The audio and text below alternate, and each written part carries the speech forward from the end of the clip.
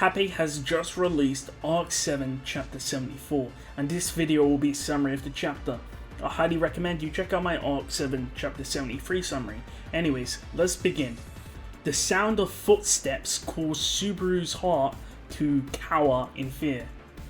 Todd and Arakia had arrived on the island, and no matter how hard they clawed at the situation, a massacre occurred. And then, the worst thing happened. The starting point of Return by Death kept falling backwards. It was not death that Subaru feared, but the reality that would exist after his death. The thing he feared was not being able to save a life. As White's body crumples, Subaru screams and reaches out. However, he is stopped by Tanza. Subaru is seeing the same scene again. The scene he saw a minute ago. Immediately after, a frog witch beast croaks and crushes the passageway, sending White's body and the witch beast falling down the island. Subaru runs to White's as he falls, pushing away Tanza. He can still save him. He can bandage the arm and the eyeball. There would be bandages in the healing room. Subaru could do it. Todd mutters that Subaru is more fragile than he thought. As Subaru runs to White's, he gets hit in the side of the neck by Todd's axe. Subaru's last division is his body running without a head. Subaru came to. White's was muttering his last words. But Subaru had to do something. Due to the shortening of the grace period that resulted every time Subaru died, he was left with little options. We see that Subaru died many times with Hayan inside of Gustav's office. He died enough times that there was no longer any other choice for him to take. Subaru knew that when Gustav was killed that he shouldn't have died. After all, that would have cemented Gustav's death as reality. Not being able to save people is as if Subaru killed them himself. That's why Subaru tried hard to not die. After all, even if these people did die, as long as Subaru didn't die, then there was always a possibility that he could save them. That's how Subaru convinced himself. Subaru looks at his environment, seeing Hayan's body get cleaved by Todd. Hayan's blood had mixed with Idora's blood. In this loop, Subaru had not pulled Idora away, meaning Todd cleaved Idora's head open and then killed Hayan afterwards. Tanza was already thrown out of the hole in the wall. The world had already fallen to the point where we can hear Tanza's screams as she falls. White, who had his arm crushed and was stabbed in the eye, and fell down alongside the frog witch beast, and Tanza, who was thrown out of the window by Todd. These events were fixed in reality, and Subaru could no longer change them. Todd asks Subaru for the real story. Subaru had heard this question so many times before, and then Subaru said the question Todd was going to ask before Todd said it, to which Todd told Subaru to not do that.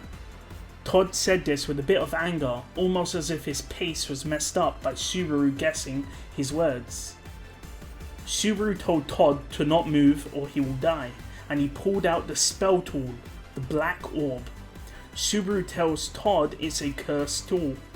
Todd attempts to speak, but Subaru interrupts him, telling Todd that he's talking to him and Subaru is speaking, so not to interrupt him.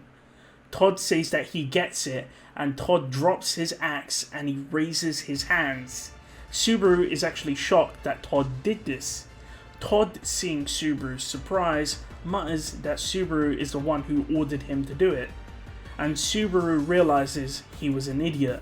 He could have just used his spell tool as a bluff right from the start. He shouldn't have focused on being the illegitimate child of the Emperor. Now, due to that, Gustav, Old Man Null, White, and Tanza are all dead. Todd asks if Subaru knows how to use the tool, and Subaru says, "What?" And then he says, "I guess." But that's all Todd needed to know, and he spun around and kicked Subaru's hand. Subaru looked at the spell tool as it bounced along the floor, but that was enough for Todd to kill Subaru. Subaru thinks that he can't think of a way to beat Todd Fang. The scene changes. You're a fool if you think you're a good man. The fool had everything he owned taken away from him. That's what happened to Idora Misanga, a person who had a family business but lost it all and then was made a slave in a family village.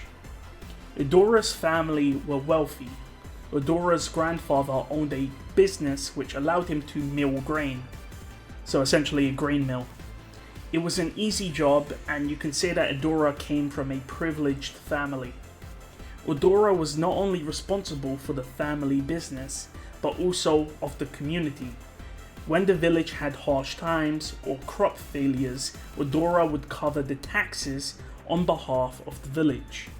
This was Idora and his family's philosophy, to help out and have a humble attitude, to never monopolize wealth and to share hardships and the joys of life with those around you. And when Idora took over the family business, this was the values that he had. It's a good honest life, I envy you. This is what a man said to Idora. He was a traveling mercenary, so Idora drank with him and listened to his stories. To Idora, the stories were surprising, considering Idora never left the remote village. We see that this mercenary liked Idora's cousin, and Idora helped the mercenary and his cousin get married. However, this was all a ruse for them to steal Idora's family business.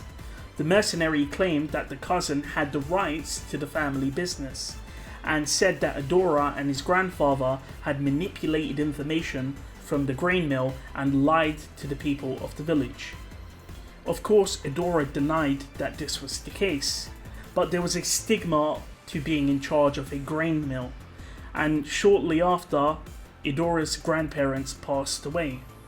The village was split into two, but Idora wanted to fight back. He believed that the reputation he had with the Misanga family would be able to win the villagers over at a trial. However, no one showed up and there was an uprising and Idora was ousted. We see that the villagers chose the mercenary and Idora's cousin as they would get benefits for choosing them. And Idora, of course, was charged with a crime he didn't live, and he was made a slave. Idora was then shipped to the gladiator island of Gun and Hive. With this, Idora learned that people will take advantage of you. Idora had no special ability or anything. Hell, Idora wouldn't even choose himself if he had the choice. The scene changes. Idora had a cold sensation. Whites had fallen down and Tanza was thrown out of the passageway. Idora was frozen as he watched Tanza and Whites die. Idora looks at the surroundings and thinks that maybe it's a dream. That's a bold move, my friend. Idora stiffened at the voice, and the voice continued. It's better than standing still, but that's what happens when you jump without a plan.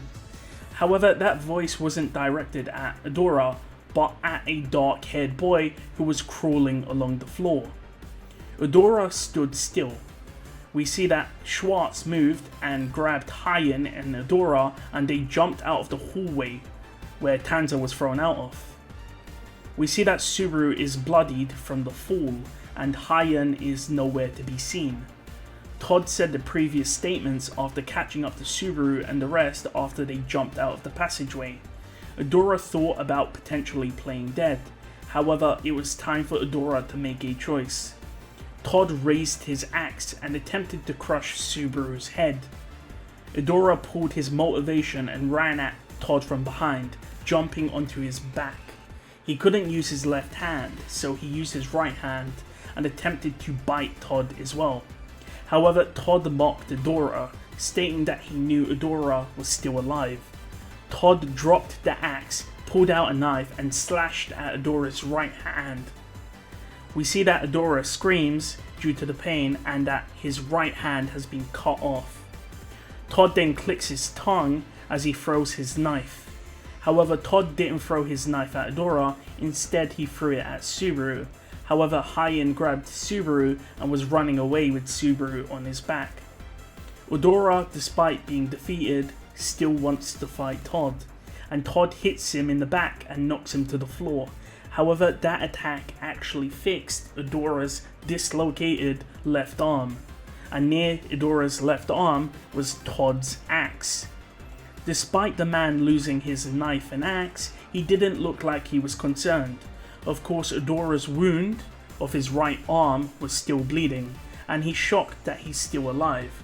With that, Idora faces Todd, axe in hand, and states that he won't be a liar and he's glad that he met Subaru. With that, he introduces himself as Idora Misanga, the son of a grain miller. The scene changes. Subaru is on a man's back, and the man is running frantically. Subaru scratches at the body and the person falls over. Subaru, who is of course on the man's back, is flung off. Subaru looks at the man. It's Hyen. Hyen has fallen over, and we see that there's a knife stuck into his back. If Subaru dies right now, he will go back to just before Idora's head is split open. Subaru tried jumping out of the hole of the passageway many times. He had to ensure that all three of them survived the fall. Subaru believed that the plan was working, but then Todd followed after them. Hyen starts talking, but he has a lot of blood in his throat and mouth. Hyen says that he heard that they picked the prettiest ones first, like flowers. Subaru tells Hyen to stop talking. Hyen then continues, "A man with filthy guts like me dies first." Hyen then mutters that he will get there first, and he stops moving. Subaru failed to save anyone, almost as if he killed them himself. Subaru starts crying.